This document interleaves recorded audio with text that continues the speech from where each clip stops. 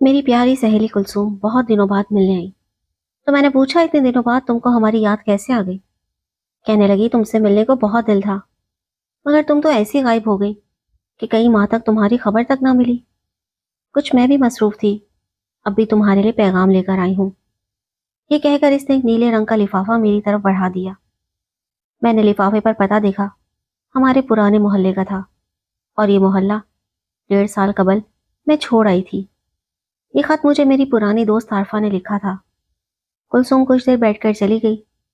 اس کے جانے کے بعد لفافہ کھلا اور خط پڑھنے لگی۔ پہلی سطر پڑھ کر میں مسکرا دی، لیکن اگلی سطریں میرے حواس پر بجلی بن کر گری۔ اس نے لکھا، سنوبر، کیا تمہیں پتا ہے کہ امجد نے تمہاری وجہ سے اس دنیا سے منہ موڑ لیا ہے؟ میں یہ نہیں ہو سکتا۔ بے اختیار میرے منہ سے یہ الفاظ نکلے۔ آگے لکھا تھا، اس بیچارے کی موت کی ذمہ دار تم ہو، کیونکہ ان دنوں جب اس کی ماں حج کرنے آئی تھی تب اس نے تمہارا حال پوچھا تو اس کی ماں نے کہا کہ وہ تو اپنے گھر میں بالکل ٹھیک ٹھاک اور خوشباش ہے۔ تبھی امجد نے سوال کیا، اپنے گھر سے کیا مطلب امی جان؟ یعنی اپنے ماں باپ کے گھر؟ نہیں، اپنے سسرال، اپنے خاوند کے گھر۔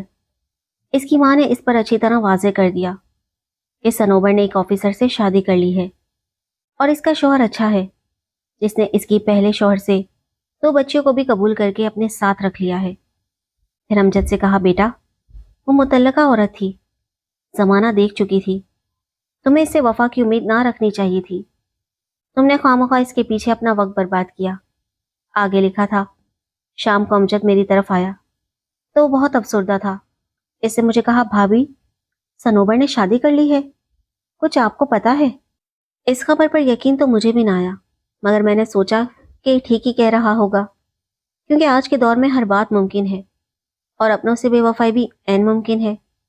خیر، میں نے اس کو تسلی دی، تمہارے دلہا بھائی ارسلان جب رات کو آئے تو انہوں نے کافی سمجھایا، لیکن امجد کچھ نہیں بولا، بس خاموشی سے سنتا رہا، پھر اٹھ کر چلا گیا۔ سنوبر، امجد نے یہاں کسی لڑکی سے دوستی تو دور کی بات، کبھی نرمی سے بات بھی نہیں کی تھی۔ اگلی صبح جب ارسلان آفس جانے کے لیے تیار ہوئے تو فون کی گھنٹی بجی۔ میں نے فون ریسیو کیا۔ دوسری طرف خالہ جان تھیں، وہ بہت گھبرائی ہوئی تھی۔ انہوں نے ارسلان کو بلایا تھا، وہ ناشتہ ادھورا چھوڑ کر چلے گئے۔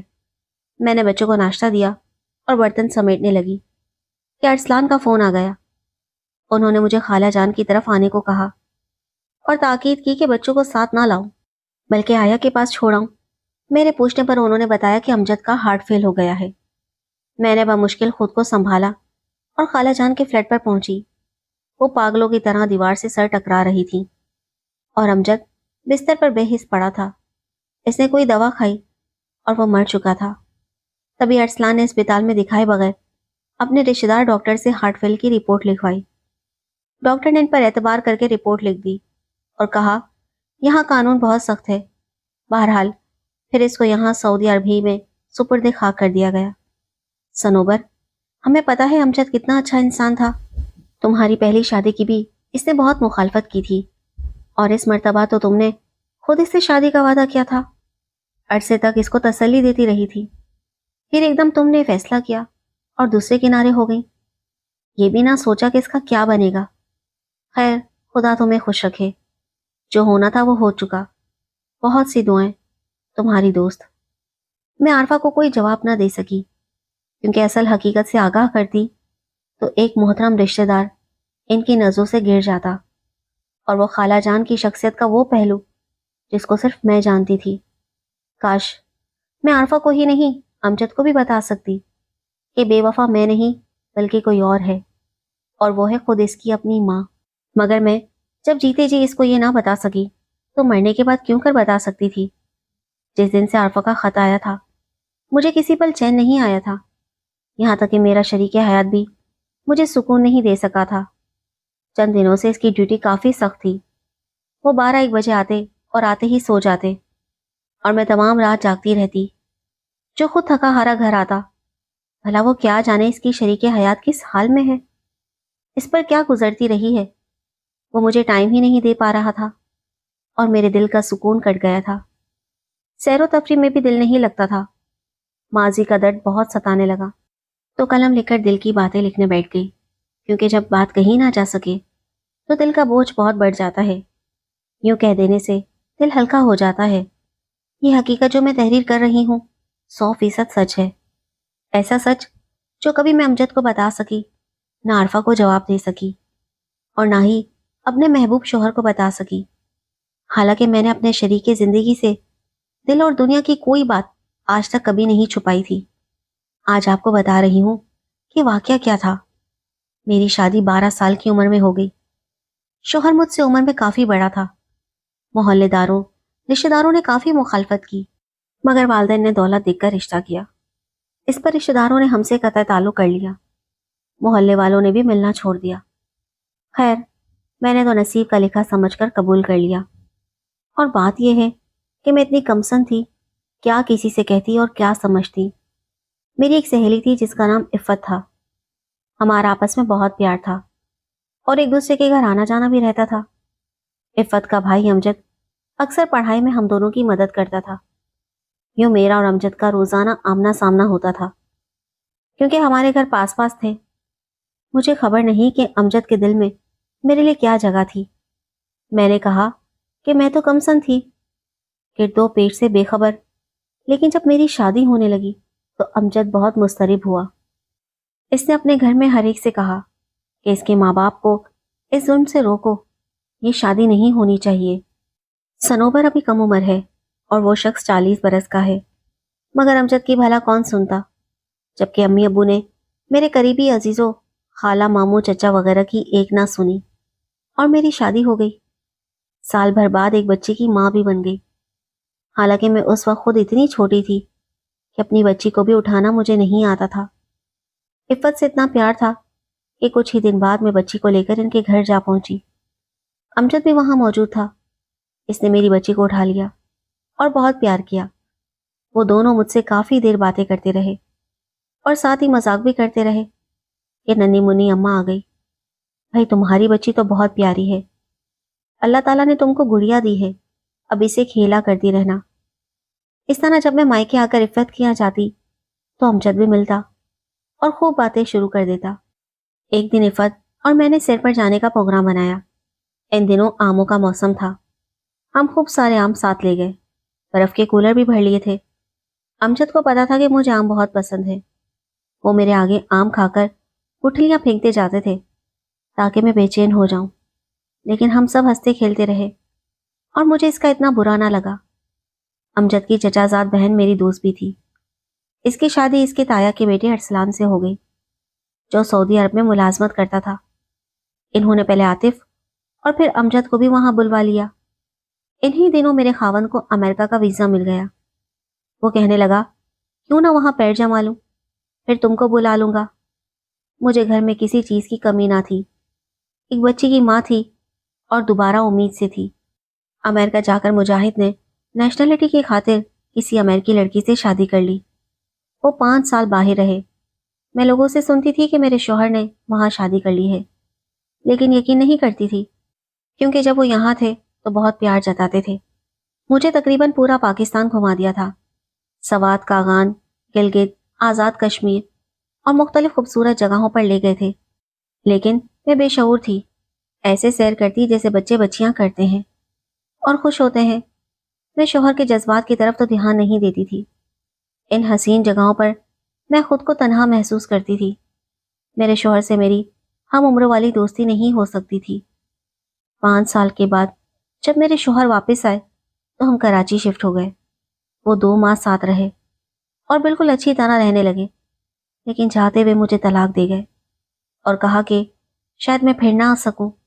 بچیاں بھی انہوں نے مجھے دے دیں۔ یہ میرے لیے بہت بڑا دھچکا تھا۔ اپنی بچیوں کی خاطر میں نے لاہور جا کر نوکری کر لی۔ صبح میں اسکول پڑھانے جاتی اور شام کو پارلر میں کورس کرتی۔ پارلر میں جو استادنی تھی وہ امجد کی رشتہ دار خالہ بھی تھی۔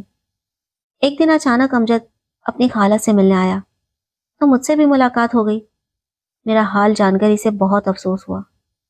وہ اس وقت تو چلا گیا، لیکن گھر جا کر اپنی والدہ سے کہا کہ میں نے کہا تھا کہ اس بڈھے سے اس کی شادی نہ کرو۔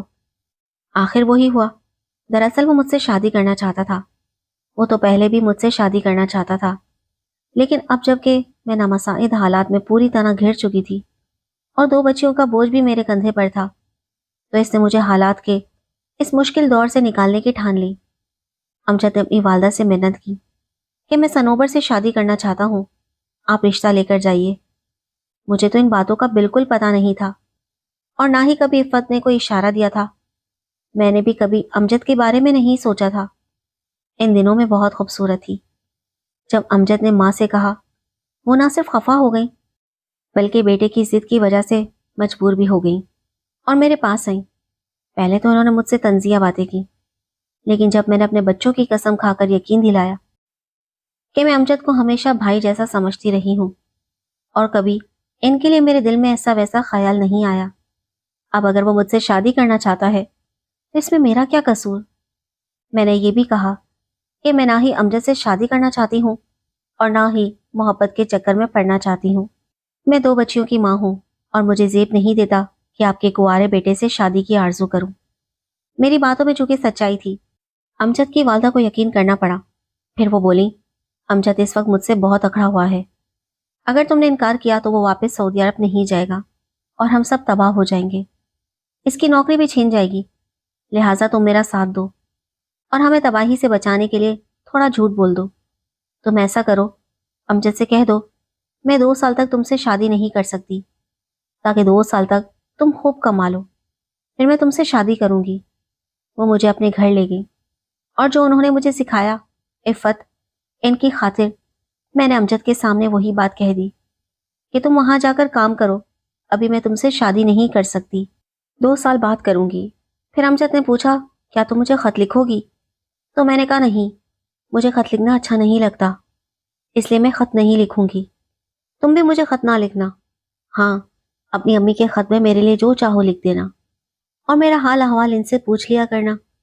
امجد کی ماں درمیان میں پڑی تھی، لہٰذا اس کو میری باتوں کا یقین آ گیا اور وہ کمانے چلا گیا۔ اب اس کا جو بھی خط آ جاتا، اس میں میری اور اس کے درمیان کے تعلقات کا ذکر ضرور ہوتا۔ اس نے وہاں سے میرے لیے تحفے بھی بھیجوائے، لیکن میں نے ان کو کوئی جواب نہ دیا۔ خیر، میں اپنی دوست کے یہاں رہنے لگی، کیونکہ اس کی والدہ مجھے پارلر کا کورس کرواتی تھی اور یہ بیوٹی پارلر ان کا اپنا تھا۔ ایک دن مہوش میرے پاس آئی، وہ بہت پریشان تھی اور مجھ سے پوچھنے لگی، صنوبر، کیا تم میرے ساتھ ایک جگہ چلو گی؟ میں نے جواب دیا، کیوں نہیں، چلوں گی۔ تب اس نے بتایا کہ اس کا بھائی انور پکڑا گیا ہے، اسے چھڑوانا ہے۔ مہوش کا ایک ہی بھائی تھا اور اس کا باپ فوت ہو چکا تھا۔ اس دن میں نے چھٹی کی اور مہوش کے ساتھ اس کے بھائی کو چھڑانے کے لیے بھاگ دوڑ کرنے لگی۔ شام تک کوئی نہ آیا تو ہم دونوں خود ہی ہمت کر کے تھانے چلی گئی۔ جب ہم آفس پہنچے تو وہاں ایک خوبصورت نوجوان سیٹ پر بیٹھا تھا۔ اس نے دریافت کیا کہ ہم یہاں کیسے اور کیوں آئی ہیں۔ ہم نے اسے روادات سنائی اور مہوش رونے لگی۔ اس نے ہمیں بتایا کہ انور جیل میں ہے، صبح آ کر FIR کی کاپی لے جاؤ۔ ہم دوسرے دن FIR لینے گئے تو پتا چلا کہ پرچہ اسی نوجوان نے کاٹ رکھا تھا جس کا نام ایاز تھا۔ انور کو اسی نے بے گناہ پکڑوایا تھا، اس لیے ہم نے اسے کہا کہ محترم، اب ہمارے بھائی کو بھی آپ خود ہی چھڑا دیں۔ ہماری حالت کو مد نظر رکھتے ہوئے اس نے ہماری مدد کا وعدہ کر لیا۔ چند دنوں کے اندر اندر اس نے مہوش کے بھائی کو چھڑوا دیا۔ ہم نے اس کا بہت شکریہ ادا کیا، لیکن انور تو چھوٹ گیا اور ہم دونوں بری طرح پھنس گئے، یعنی ایاز کے جال میں۔ میں اس کو پسند آ گئی تھی اور وہ بھی مجھے اچھا لگا۔ اس سے جان چھڑانا مشکل ہو گیا۔ وہ کہتا تھا تم مجھ سے شادی کر لو، میرے دل کو سکون مل جائے گا اور تمہارا گھر بھی بس جائے گا۔ میں نے امی جان سے ذکر کیا تو انہوں نے کہا، اگر وہ تمہاری بچیوں کو تمہارے ساتھ رہنے دے اور ان کو باپ کی شفقت دینے پر راضی ہو تو اس رشتے پر غور کرنے میں کیا حرج ہے؟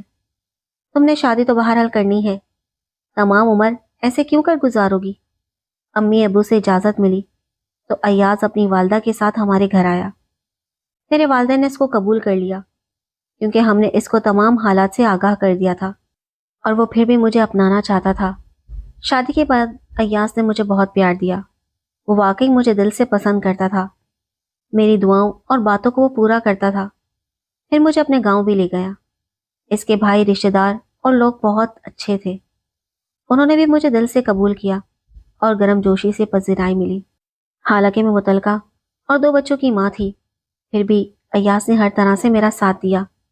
محبت ہو تو گھر بس جاتا ہے، زندگی جنت بن جاتی ہے۔ وہ تو میری دعاؤں اور تکلیف پر کرا اٹھتا تھا۔ شادی کے بعد اس نے مجھے اپنا پارلر کھولنے کی اجازت دی اور اس کے لیے سرمایہ بھی فراہم کیا تاکہ میں اپنے شوق کے کام میں مصروف رہوں۔